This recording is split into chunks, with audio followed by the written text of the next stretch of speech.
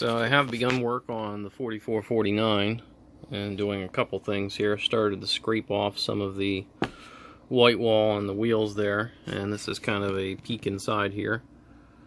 So it looks like this is a motor that I probably can't swap out with another one.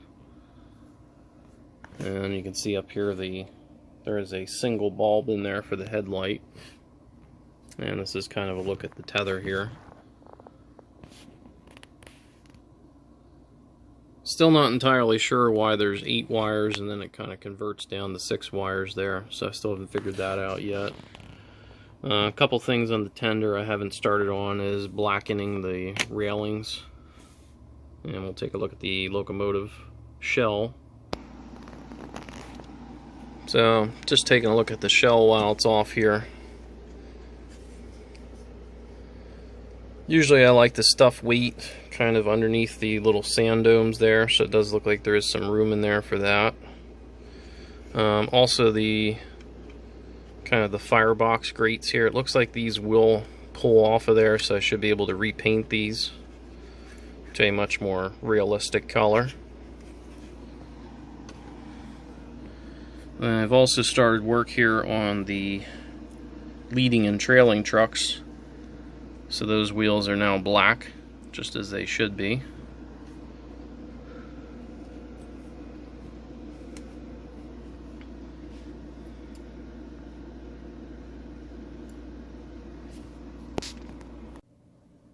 So this is round 2 with our Bachmann SP Daylight 4449, and this is after some of the modifications that I've done on it, and we're going to go kind of front to back on the outside.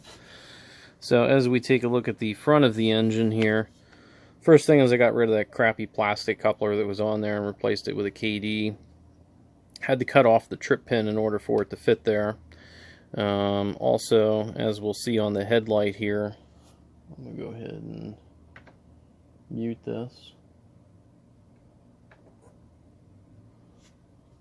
I got rid of the kind of like the lens that was on the top there. It's actually supposed to be a gyro light on top, but I didn't really want to go through the trouble of wiring up another function wire to try to do that and make it functional. Maybe I will at a future point, but not right now.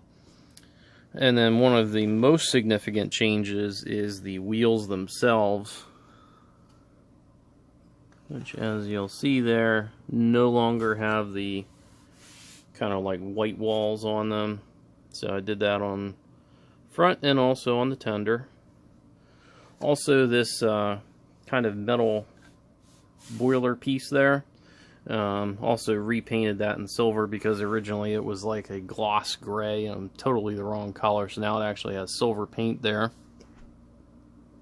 As we go back here, on the tender originally these pieces were silver, which was not correct.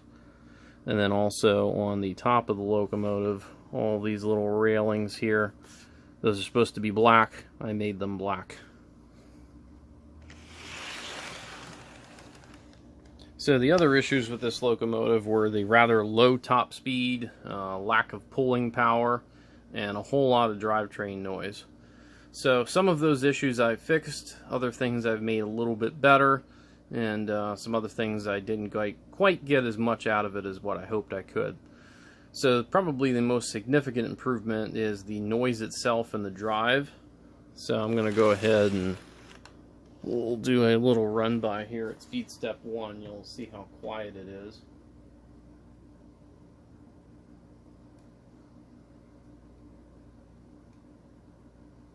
We'll give it a little more speed here.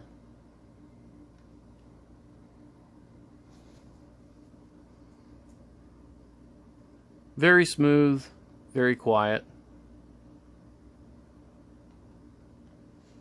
Just as it should be.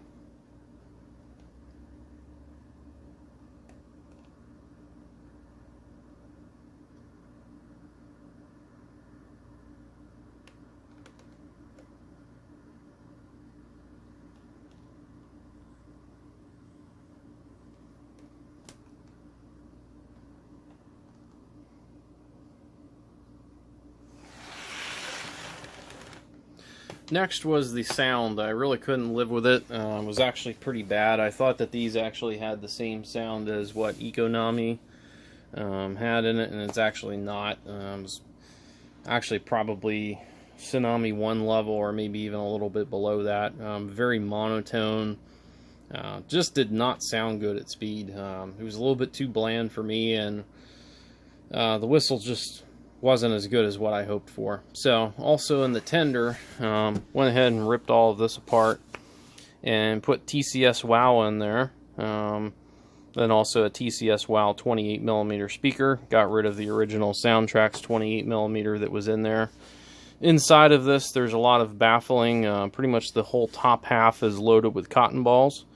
And that kind of makes this act like an entire speaker enclosure. And then there's also a lot of micro crystal clear in there, which I did run a bead of that along the sides there. So it kind of glued it shut. Not to be concerned though, because it is something that I can take apart. And I've actually had to 3 or 4 times because I was still getting vibrations, and I just kept on pulling it apart and redoing it till I got it the way I wanted it. So now there's not really too much vibration out of this at all. It's very loud, sounds very organic, I guess you could say. TCS WOW kind of always just sounds like there's a leaky faucet running. But it's kind of a good sound. So, also in the boiler here, took this all apart, and when I was working on the front headlight there, I actually did add probably about 2 to 3 ounces of weight, if not a little bit more than that. Mostly in the middle section of it, right over top of the drivers, so that should help out a little bit with traction. It did still struggle with the IHC passenger cars that I have here kind of hooked up to my Pennsy train. It did a little bit better with them, but it is still slipping, so I mean, this is something I'm going to run with the diesel backup anyway, so not a huge deal. So we'll go ahead and take a look at the operation of it. Also, the top speed of this was pretty low. I was only getting about 60 miles an hour out of it. I actually did pick up a couple mile an hour. It's actually running about 65 to 70 now, which is right in the range that I was really hoping for. So we'll go ahead and fire it up here.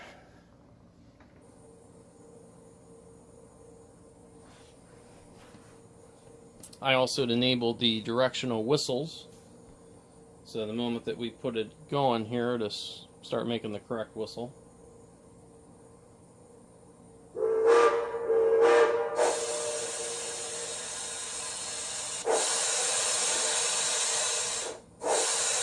Really sounds like it's alive and breathing.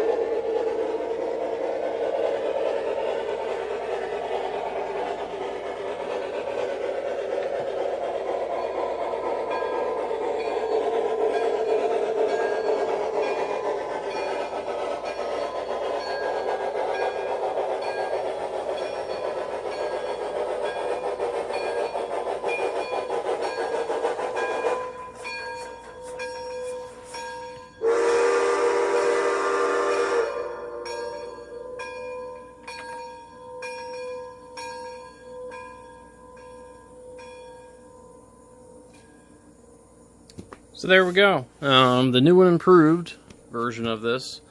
So really all I did was put sound and correct a couple of the issues that I figured were not so correct with it. So I mean, it is still has some inaccuracies on it, such as up front here. I would prefer that this section be painted a different color to a little bit closely more match the way it looks today. Doesn't quite pull as much as I want, but I mean, for something as a stand-in until I can get the MTH, this is pretty good. So I think the sound really brought this to life and kind of makes it a cool engine now. So that's it for this one. Just a quick update for you guys also. I did also have a NS911, the SD60E, on order. It should be arriving sometime soon. A lot of people have already gotten theirs, but it is on the way, and I do have a decoder for it, and we're going to show how to do that and put lock sound in there, or Luke sound, whatever it is that you want to call it, ESU, you know what I mean. So we're going to be going over that. Also, trying to think what else we have coming in. I did also go over to the local train shop today and pick up some of the MTH first responder cars in HO scale that actually go with the 911 unit or the GP38-2. I guess you can find it with either one. I wasn't going to pick those up, but I did find a set of them today, and I guess now I'll have to go after the Atlas tankers as well.